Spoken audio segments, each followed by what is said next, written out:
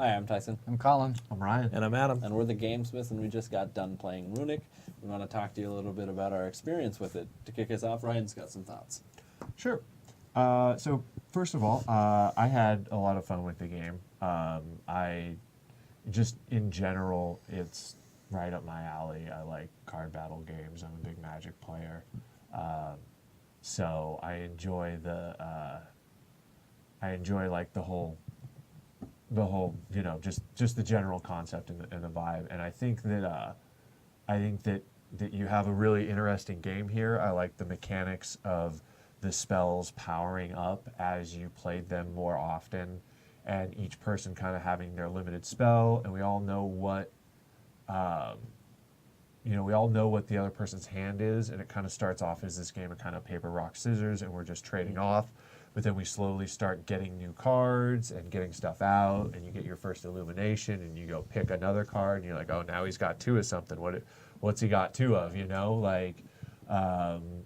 what's he powering up, and how do I counter that and stuff like that. And so I enjoyed that whole dynamic there, and kind of the basics that you had of the game.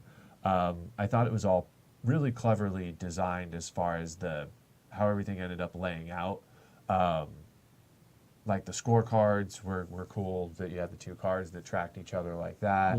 The spell books all tracked each other. The mana, started flipping over cards to track that. I was concerned that, I'm flipping over cards on top of other cards. How am I going to tell what they are? But then when I'm actually playing it, there's another one there. And so it did, even after my first game, it did feel pretty well laid out. There was a lot going on in the game.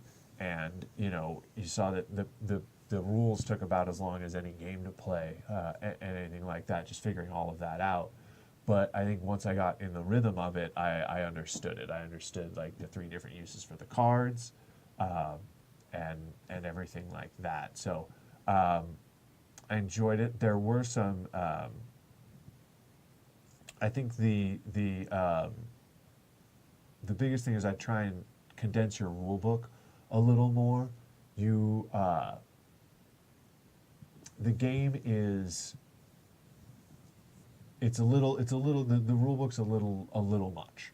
It's a bit bloated. Yeah, and I get that there is, and this is all new stuff, and a lot of this can be fixed as you're developing it and as you're actually looking to publish it. It's going to look different than what you sent us, which is clearly, a work in progress and a document that you're revising and working on. But once you're ready to publish it, I would look at having a rule book separate from your lore book, because just looking at the rule book and seeing how big it is, first of all, is very intimidating. Half of it is index and glossary and card. And I would almost move all of that to a different lore book and have your rule book pared down to as much as it can be. And then have a glossary and lore and all this other fun stuff in the other book, so people aren't intimidated right away. And then you did a good job from a just making sure that everybody was understanding everything standpoint of, for every thing that you put in the rule book, you put a little italicized explanation after it. And I don't know if the intent was these are just kind of your working notes, or here are my thoughts, or these are my thoughts to communicate to people that are play testing. But putting that much explanation into why things are like this is, a little much. Yeah, so I felt think it even becomes a hearing little, that there was a bit of a repetitious, there was repetition in what Ryan was saying, and I kept thinking, you already said that. And a lot of the times with rule books, I enjoy having a bit of, don't forget this, remember this, and having different sections do callbacks. But I kept thinking as you were going through it that it was very... Yeah, we already had that. They stated, and I'm going to regret myself. I regret already going for this word because I'm going to mess it up. But they stated it very clearly the first time, and then the second time you stated it colloquially. And just a very here's the rule, and then here's how I'd explain it to a friend. Yeah. And you did that pretty much for every single rule that you did, which was helpful from a guy in a vacuum having to figure out your game standpoint, but is also just kind of a little intimidating because it makes the rule book huge and everything like that. So there was a lot. There was a little it was a little front loaded and felt a little heavy to take in, because I think once we got going, at least, and I guess this is me personally, we all kind of had different experiences, and I'll let each of the guys speak to their own experience. But for me, once it got going, I felt I knew what was going on, I knew what was happening. You saw that our game ended with Colin running out of cards, which wasn't addressed anywhere in the rule book, and I don't know if we screwed something up at one turn and he didn't draw a card he should have, but either way, I could see a scenario where one person runs out of cards if they're just not getting the draw cards, or their draw cards get suppressed, or, you know, whatever. They're not getting an opportunity to act, whatever. But also I kind of enjoyed that, and had I known, I don't know if you play Magic, but you know, in most of the time in Magic, you beat people by life total, but you can also beat them by making them run out of cards in their library. And if I had known, which was a similar feeling to me of getting Colin to a point where he just had no more cards. Like, I just out-resourced him, and I just got him to the point where he couldn't do anything else, and I just kind of had free reign to do whatever I want. And I kind of enjoy that play style and that strategy, but I didn't even know it was an option. And so when we got to the end of it, it wasn't even like that, haha, I got your last card. I was just like, oh, what do we do? You know, I was like the dog that caught a rabbit and didn't know what to do with it. And so I would put something in there about that. But overall, I had fun, and I could see, okay, this card does this card does this. I felt that by the end of the game, I had used all of the cards to an effective purpose. I had used each of the cards. I'm like, oh, I get why I'd want to use Chameleon, because Colin's clearly going to get that card, and I don't want him to, so I'll just bury it under a random card that he doesn't want. Or, oh, I get why I need this card and this card. So I enjoyed it a lot, and the other thing. Or the other, we didn't really get into the other modules and the other play modes, but I would be interested to see those and see what kind of options that those added. The one thing that I think we all struggled with a little bit, and I'll let Tyson speak on a little bit more, is we didn't feel that the theme quite matched you saw a lot in the videos where I'd be like, I cast a spell. And you're like, well, you're actually binding that spell. Oh, okay. Then I activate the spell. Well, you're augmenting it. Oh, okay. So it didn't quite. We figured out how things worked mechanically, but didn't quite get to that point of, in Magic, I draw energy from the land by tapping it and I cast the spell. And I understand that playing a card is casting a spell, and so that mechanic works for me. In a way that didn't quite work here. I think Tyson had more to say on that. And first of all, I want to say that the presentation in which you delivered in that initial overview of what the game was very engaging. It was very much, I'm excited. Great hook. The two dueling libraries. Yeah, two dueling libraries, that whole setup was just like, oh, okay, I can see it. And as you saw the pieces, the cards laid out on the table, you could see, oh, okay, I see what you're talking about, chaos and harmony. I see what you're talking about with these head-to-head kind of situations, going to the grounds. It made sense in the overall presentation. But then, as Ryan was saying, that execution, as I got into it, I did not feel like I was engaging with that theme hardly at all. There were a number of times, just like Ryan was saying, that I kept feeling like, oh, I'm going to cast a spell, or I'm going to bind this, and I didn't understand what I was doing there. And so there was just this disconnect for me at times that made it feel like I don't exactly know what I'm doing. Okay, I've got a spell book here, and I'm trying to increase my knowledge and get better, but what is all of this stuff in the middle? I don't understand how I'm interacting with the grounds. What's the difference between the grounds and the Citadel, other than the fact that it's a mechanical difference of one holds cards that give you points, the other one holds a card that you are guaranteed to know what it is.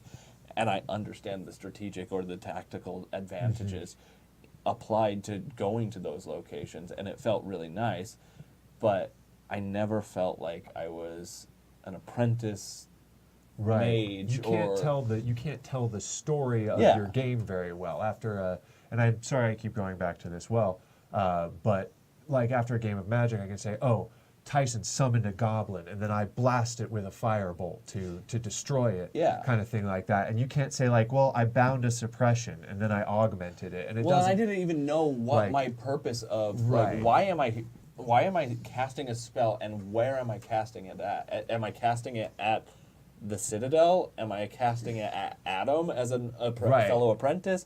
Am I casting Doesn't it have at anything to block, and then you something like else that I'm take just not this aware? thing on the ground Yeah, and like what- run with it, and then What am I Right. doing here? And it just didn't disconnect. And we discussed potential ideas that we could do. And I think that overall, that this could deal with a re-theme that could be a little bit more tied into what it is. I know you've got a lot of lore in here, and I don't want to make it feel like we don't appreciate what you've done. Well, you can use the because we same. do. You can use the same.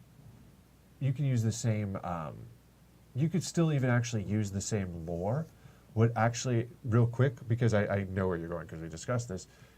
I would almost make the player the master archivist, and have the player sending out his apprentices to do to try and get, more power out of the library for one archive or the other. But I still don't know what the right? confrontation is. What is the confrontation? And again, I didn't go. I only heard that overview. So this may be explained in your little short Is it- story kind of things Right, within yeah. the back, and that could really just fix it for me.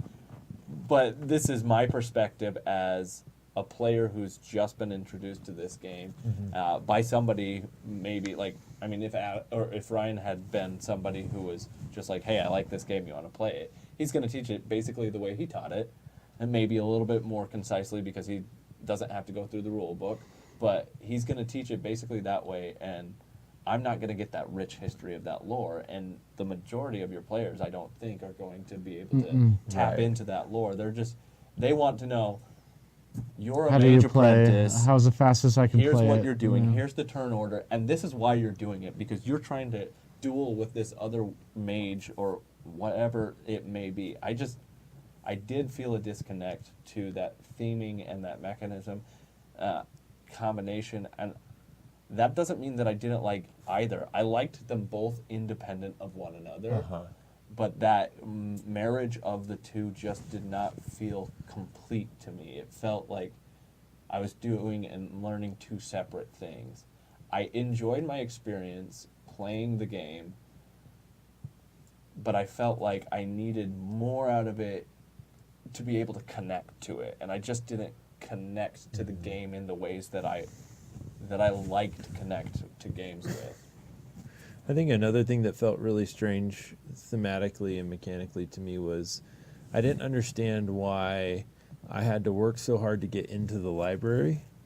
Like there was a condition I had to fulfill before I could get into the library, but I only got into the library to get a card to build my hand to prolong and sustain the game, to then go back out and get the rune Right. that was More easily valuable. accessible in the actual win condition.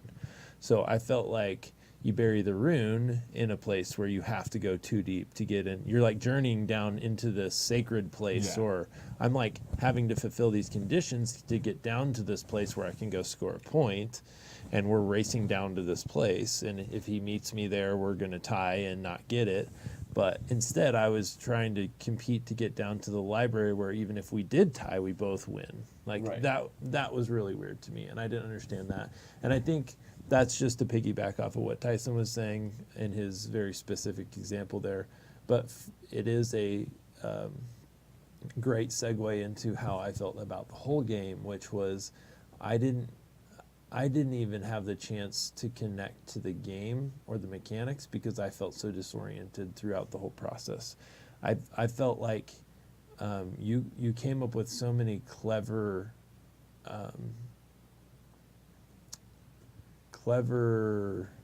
mechanics, so many clever there were so many clever elements in the game, but I didn't feel like there's any glue to hold it all together or anything that really helped me engage the game. And for me, I need that engagement. So I'm much more of a momentum-based person. I need that opening statement to really draw me in, which yours did. But then I need that experience to continue and to be very connected throughout the whole experience to me. Because if I lose that momentum, it's very hard for me to get it back. And I felt like going through learning the game, getting presented with the theme right up front, which is something that felt engaging and something I liked, and the game presented that this was going to be a deep game. I don't know if it's a deep strategy game or just deep game. But I remember you very specifically saying this is deep. Something about this game was deep in the rules. So I'm expecting, all right, I'm setting myself up now to learn a deep game. And the last deep game I learned was Axis and Allies, and that was a deep game. And I invested a lot in learning it, and then I had this very deep experience. I felt like with your game, I invested a lot in trying to learn and understand the game, but then at the end, it was just a very simple game. It felt, or it was a very It was a disconnected. no, the game experience, I think. honestly felt shallow to me. Not much more shallow, not totally shallow, but more shallow than I expected it to be. It felt very complicated, but it didn't feel deep to me. And it felt like you just kept adding on. It feels like you designed a simple game, and then you played it so many times and thought, oh, how can I repurpose every element in this game? What if we turn these extra cards into mana? Oh, that's a good idea. And then what can we do with mana? Or we have these ways of scoring points. Well, what if each person has this mastery card, then you can fulfill all your elements and you could score more points that way. It just felt like you started with this very simple game and kept adding more elements onto it, which doesn't make a game deep to me. And this may just be me. It just makes the game more complicated. And so, which complication could be fun too. But I felt like I invested so much in learning the game and getting ready for the game, and then the game itself just felt very it didn't, I don't know, the whole experience just felt disconnected for me. The theme and the mechanics, the investment in learning it, and then it didn't feel like a deep strategic game to me. It felt simple or it felt complicated and kind of tactical, and which if I was set up for that, I think I would have done better with it. I don't really even know how to give judgments or comments on the game itself, because again, the whole process felt disorienting to me, that even by the end of mine and Tyson's game, I didn't feel like I connected to the game. And so I think cleaning up the theme would help that for me.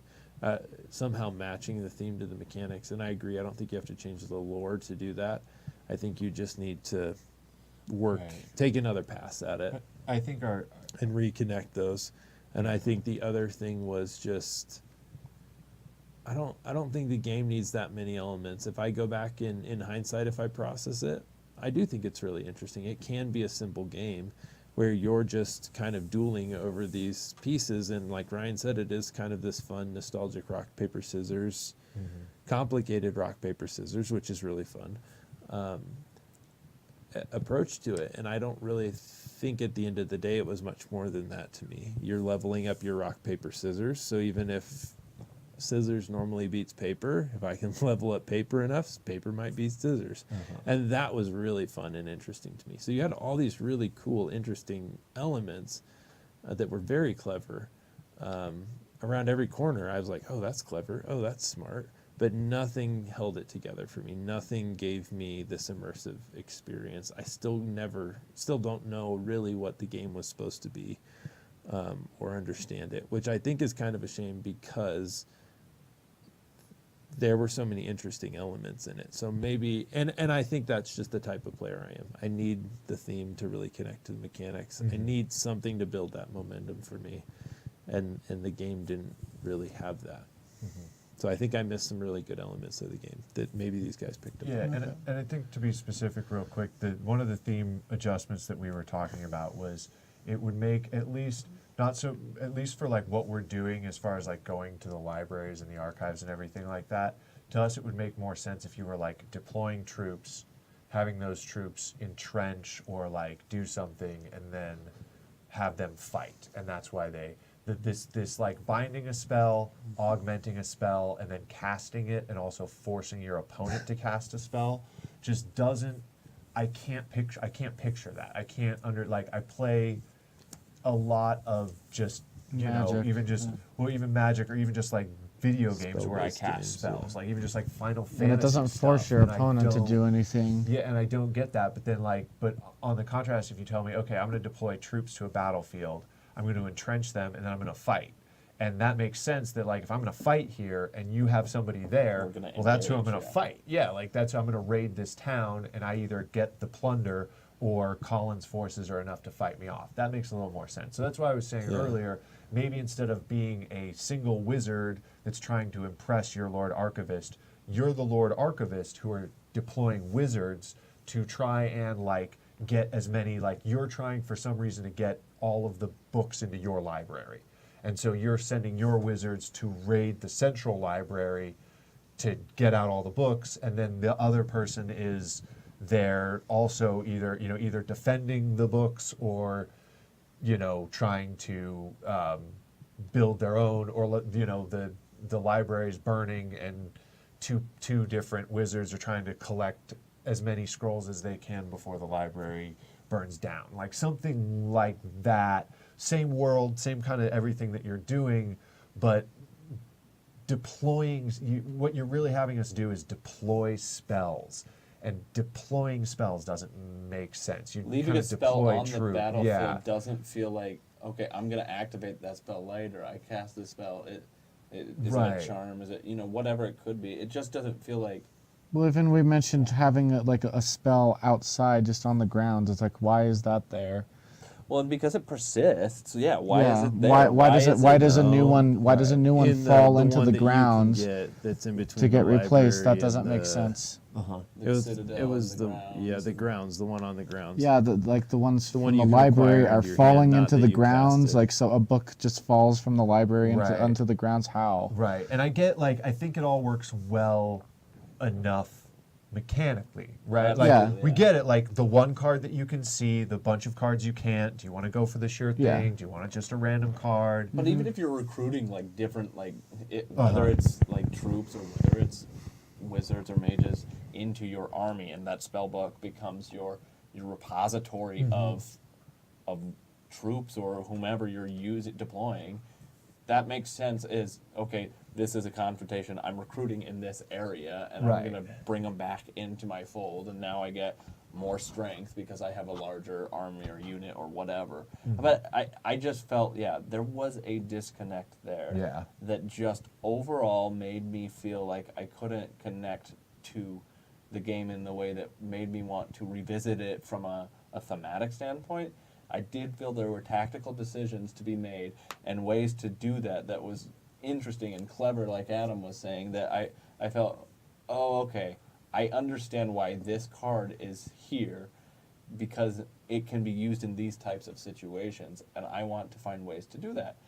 And I liked having it be, so I set up to get rid of my opposition on one spot so that I can then reap and use my overpower or my other, my chameleon to get those points, to score those points, and not give points to my opponent, and I liked those choices a lot, and I think there's a lot there that was engaging and fun and clever to be able to do, but I just didn't connect with it. Right. Well, and I'll say, like, for as far as my experience, basically after the rules, well, first of all, I liked your overview a lot. It really did hook me in. That was refreshing. I actually like a longer rule book and like a little bit explanation. I like the depth into that, so that's personally I like that, but I can see how it could definitely be condensed because at the end of an hour and a half or an hour of doing rules, I was kind of getting a little restless, saying like, when are we jumping into this? And even figuring out how to set up the board took a little bit. We had to do an additional filming because we were just organizing and trying to figure out how the board did. So it took a little longer than usual, especially for the gameplay. But I liked the explanations. I felt like I knew, especially being another Magic player, that I could see, even though some of the theme didn't work for you guys, I could picture where you were going with it and tried to run with it. And I had a strategy of trying to block and make sure that the ultimate leader or rune or whatever it was couldn't be activated from Ryan. But because we basically, while these guys were playing their game, we went and we learned the we learned the mana base rules. So that's what we did while they were playing. So we still got a good blind play test in after they did theirs. So I didn't really know what was going on. I couldn't develop any strategy. Neither could Ryan. And so it was still fresh. I liked my initial strategy. I liked going in and be able to make a decision, and with 6 different spots you could go to. So kind of, I liked being able to make that decision. I felt like with the starting hand, it was a decent size. I liked that it was mirror, so you could choose whatever you wanted. And my problem I ran into was the card draw. I would have liked to see more ability to get cards, and I would like to suggest that maybe as an action you can either draw a card, or if you have no cards in hand you can draw up. Or Ryan also suggested during before we did this that maybe to draw, each player draws a card, or you draw 2 cards and give one to your opponent, just so you can keep the game going. Because I just felt like, ooh, I'm not drawing any of cards that have augment abilities that are allowing me to either search and get a new one. Ryan was getting all of them, so I felt like, okay, I have to get those cards on the grounds, otherwise I'm screwed. And I just ran out of cards, and it was anticlimactic towards the end. It was the end of The Sopranos. There was this battle going on, just ended, and I had kind of sat there. I had all these points. I had like 5 points at the end, and I couldn't do anything. And I was like, well, like there's nothing. And we had to figure out that, like, I was looking at every piece of information. Like, there's got to be a way to draw a card. There's got to be a way to make this keep going, because, like, I've already collected this. What about my spell book? Like, can I activate this here? That would have been another thing. Maybe, like, you can use a mana to use a card that's already in your spell book, turn it over. Lower the power of it, or something like that. You're like, okay, I'm going to put I have 2 devastation spells. I'm going to take one of them out and back down to power 1. At least I've got cards. Yeah, or discard it, just so you can somehow make that so the game can keep going. Because I felt like I didn't get a full game, even though maybe that was, we don't know. It wasn't in the rules. We looked everywhere, so we just don't know. So that's just a gap. So just a way to fix that, or as he said, if that's a strategy you want in the game, that's cool, because then you can plan for it. There's already cards in there that make you like show a card and discard it, or that's an interesting thing. You can draw a card and you can have a card discard. And one of the problems I saw with the library is that if you cast a card on there, you're just replacing the card you cast. So it's not giving you any kind of advantage, whereas augmenting other cards does give you an advantage. So I feel like if you're spending all this time to go to the grounds and then go to the library and then cast a card to replace the one card you had, it's a lot of effort for not as much return as I would have liked out of it. I would disagree with that one, only because you can throw the chameleon or the overpower on there and you can just cast it to get the points. So I think there are considerations for that. Yeah, which I did. Like, I ended up with points because I was that my goal was to try to get as many chameleons as I could. Yeah. But yeah, just running out of cards is kind of a bummer. Yeah. So yeah, that's my feedback. Is there's just some holes in the game. I didn't mind the theme as much, but I do agree it could be rethemed. And yeah, I just would have liked a full experience, and just the lack of card draw is what I don't like. I think that overall it's clear that you've thought a lot about your mechanics and you've thought a lot about your theme. And they're both things to get excited about. I think you have a lot of potential and a lot of fun in both. But ultimately, they don't quite mesh up 100%. And so I think you might have to tweak your mechanics to match your theme. Maybe, like Adam suggests, pull a few mechanics out. Maybe retheme a little bit, stay in the same world, but reframe what you're doing so it's a little easier to, because it's always easier to explain a game to people when you can tell them the story of what happened. Yeah, absolutely. You do this to put your creature on the battlefield. You do this to bring a fireball out of the sky and kill somebody else's creature. It's easier to tell that story. It's easier to explain the game. It's easier to get people excited about it and people connecting with it. And I think you can see here, because I think you can, that I think you'd see that Colin and I are the type of people that would more look at the mechanics, and if the theme works, great, but we'd also just play the mechanics. And these guys are more along the lines, if they really want that theme to mesh, you want something to get excited about. There are plenty of mechanics in the world. Like there, there's so many games out in the world that are just, that have mechanics. It's telling that story, having fun, getting to engage your imagination. And I will add too that I would have also liked to see the other cards, and like I would still be interested to see Yeah, what those play the have to other add modes to and the everything game, like that, too. because So the we know there mana. are, yeah. Oh, and I forgot to add, like the mana kind of fell flat for me because all I did was flaunt with it. I didn't feel like I got the use, and you didn't even activate it either. No, So- but that was more of a balance issue. That was Yeah. I had some times that I wanted to, but it just didn't tactically work out. So I did like the mana system, and then he also drained a lot of it from me too. But, Yeah, it added a little bit. Yeah. So So I think overall, overall we think that your product has a lot of promise, both in your theme and your mechanics. And the eureka moment is when you get those really to fit together. I think you're going to have something that's super fun to play. So thanks a bunch, and keep up the good work.